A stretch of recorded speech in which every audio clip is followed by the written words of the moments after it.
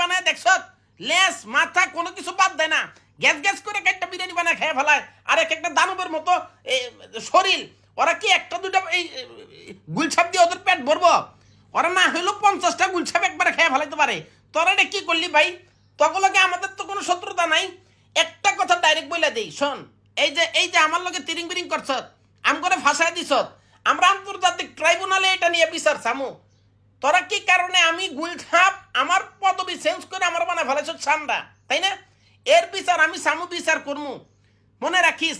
আরেকটা কথা বলি, অতিরিক্ত বাড়াবাড়ি কিন্তু ভালো না।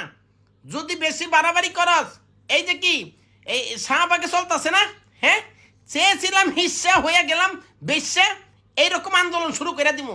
আমাদের গোটা পরিবার জাতি আমরা এক আছি।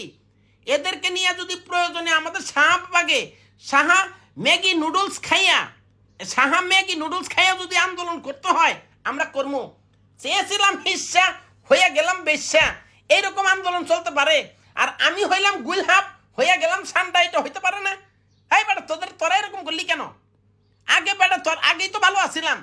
তোরা এখন এই যে কথা নাই বার্তা নাই, হুট করে আমার বানায় ফেলাস কি এ সান্ডা, তোরা বানায় ফেলাস তোর মুজরে মধু, তোরা বানায় ফেলাস কি কাঁঠাল রে গোস্ত।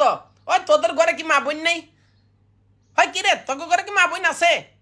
হ্যাঁ, তোরা এই যে দেখলি যে 2 দিন আগে কি হইল, মামুন লাল্লার কি একটা বিতিক মারামারি কাটাকাটি লাগছে না? ওগো একটারে গুলহাব না সরি, ওদের একটারে সান্ডা বানায় দিতি, ওদের 2টারই সান্ডা বানায় দিতি। কফিলের ছেলে আইসা ধরে খেয়া ফেলাইব, শেষ ঝামেলা শেষ, সোশ্যাল মিডিয়া নিরাপদ। কিন্তু সেটা করস নাই।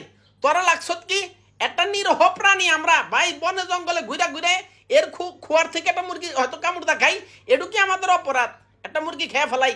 কিন্তু আমরা তো কারো বাড়াবাতো ছাই দিই না। আজকে প্রতিবাদ করতে বাধ্য করিস না, আগেই বলি।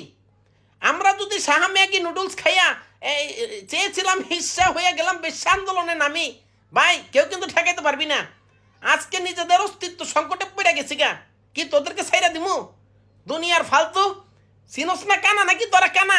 ভাই তোদের কি চক্ষু হাসপাতালে যায় চোখ অপারেশন কর যদি চোখে না দেখস, ফালতু কোনখানকার।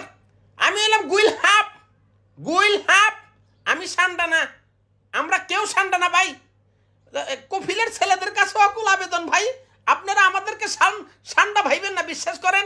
আমাদের তেল, আমাদের শরীরে চামড়া কেটে তেল মানে আপনি মান্ডায় মেখে দেখেন, কোনো উপকার পাইবেন না, কিচ্ছু হইব না।